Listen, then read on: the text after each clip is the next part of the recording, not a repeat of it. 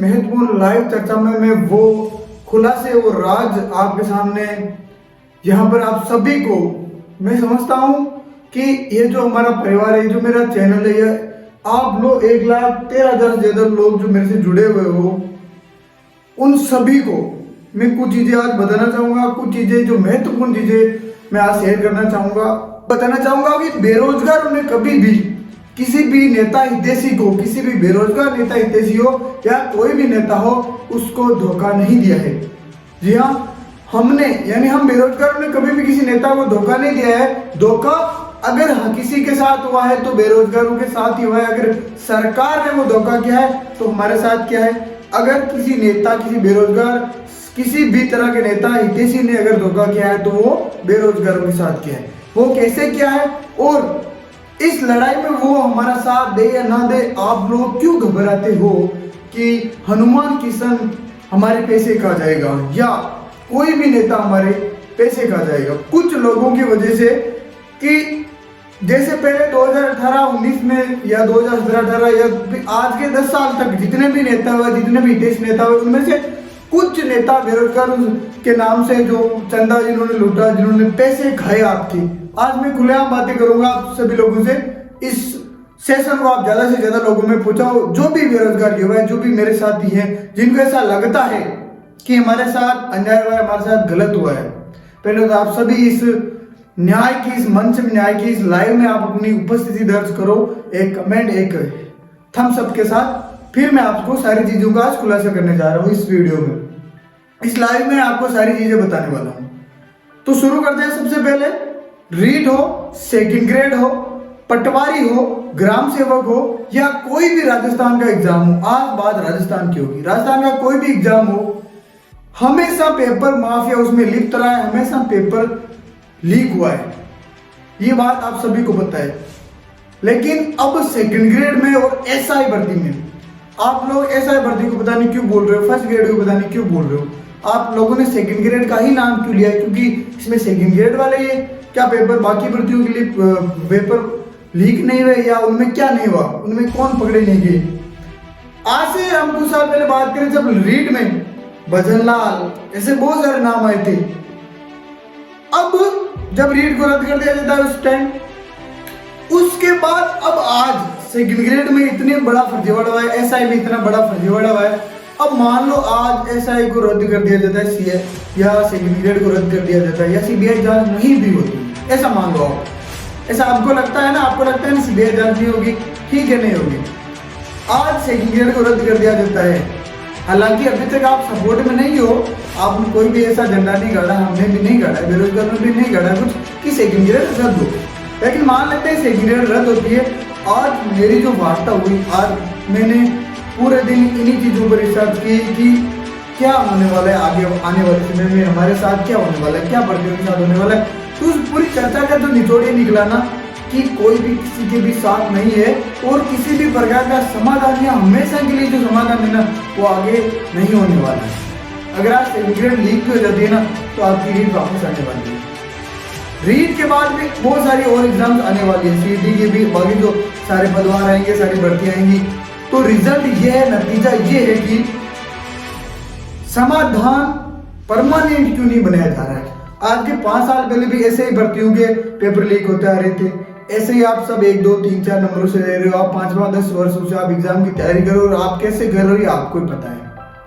आपके परिवार कहाँ से बिलोंग करते हैं आपको पता है, आपके घर की स्थिति क्या है आप जानते हो, ना मैं जानता हूँ या कोई भी जयपुर में बैठा हुआ, राजधानी बैठा हुआ नेता, एमएलए, एमपी जानता है, कोई भी नहीं जानता, वो सब आप जानते हो।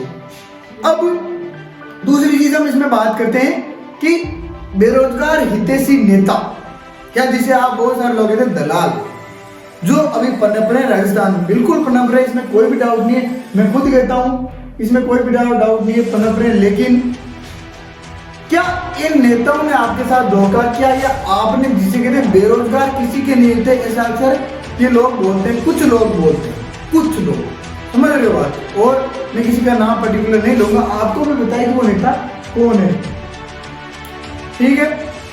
लेकिन एक बार टेक्निकली मैं फोन लेकर आना, कोई मेरा ऑफ हो चुका है, इसमें कमेंट्स नहीं दिख रहे हैं।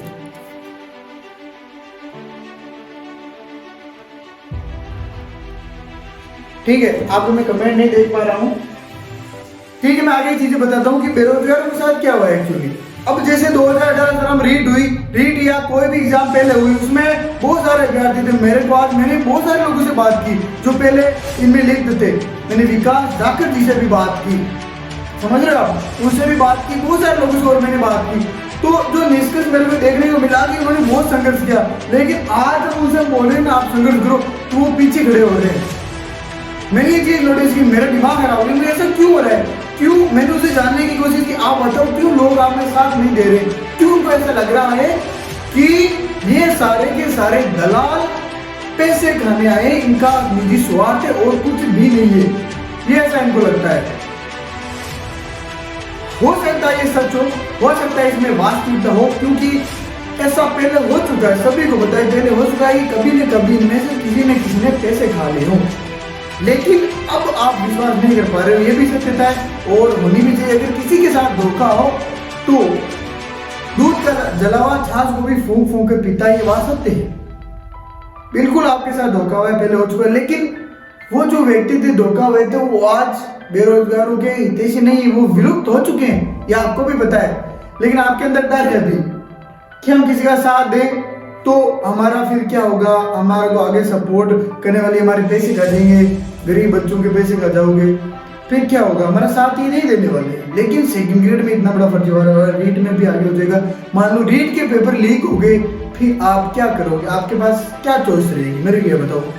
अब बाबा किरोड़ीलाल मीणा जी की मैं थोड़ी सी बात कर लेता हूँ।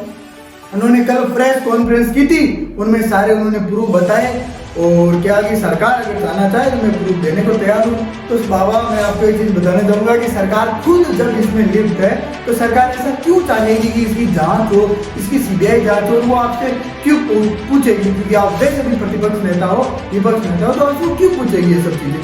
ये सभी को बता दे सर। बाबा किरोड़ीलाल जी ने ये, आज हम गए थे, हनुमान भाई किशन जी भी वहां पर गए थे, किसान जी भी, तो हमने उनसे बात की तो हमने सारे प्रूफ बताए, क्योंकि हमारे पास लोग भी है। तो उन्होंने बोला, हमने उनसे रिक्वेस्ट की कि आप कोर्ट में क्यों नहीं चलते, सुप्रीम कोर्ट में आप याचिका दायर करने के साथ क्यों नहीं लड़ते हो? आपके पास इतने बीजेपी के जो भी वकील होते हैं वो है, आपके पास इतना पावर है, सिस्टम है, आप क्यों नहीं लड़ते? तो उन्होंने मना कर दिया साफ साफ। ये सत्यता की बात है कि हम कोर्ट में नहीं जाएंगे, मैं कोर्ट में नहीं जा सकता, ऐसा उन्होंने बोला। उसके बाद वापस आ गए कि आप ही लड़ो।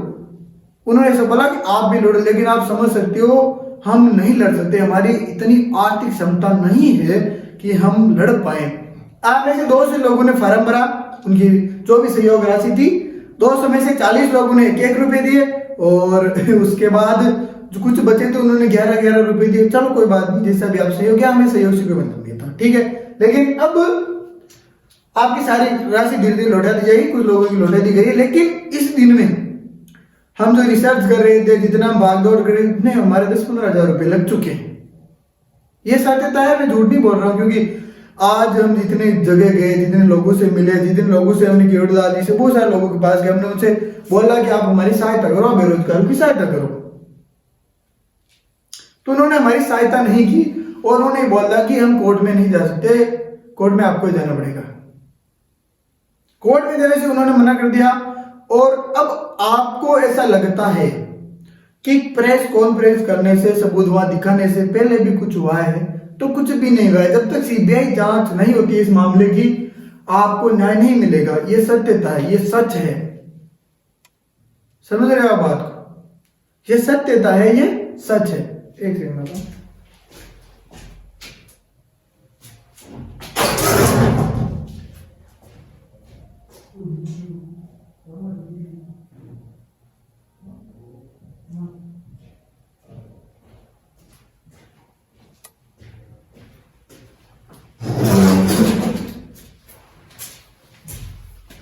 तो ये सारी की सारी चीजें थी जो मैंने आपको बताई है। और इन्हीं चीजों के साथ अब मैं ये चीज लास्ट में और बताना चाहूंगा आपको कि आपके जो अंदर डर है, वो जो डर आपके अंदर विलुप्त है कि ये जो नेता है, ये बेरोजगारों के हितैषी नेता बनकर फिर रहे हैं, ये अपने स्वार्थ के लिए।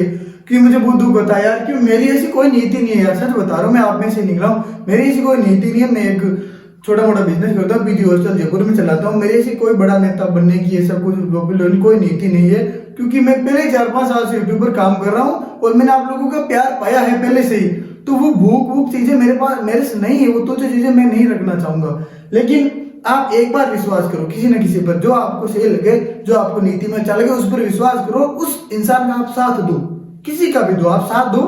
चाहे बाबा किरोड़ीलाल जी का साथ दो, चाहे विकास जाखड़ जी का, चाहे हनुमान किसान जी का, चाहे उपेंद्र यादव जी का, किसी का भी आप साथ दो, लेकिन एक व्यक्ति का आप साथ दो और उसके साथ आप लड़ो, तभी आपको न्याय मिलेगा। नहीं तो लाइब्रेरी में पढ़ने से, कोचिंगों में पढ़ने से, किताबें रटने से आपकी नौकरी कैसे लगेगी?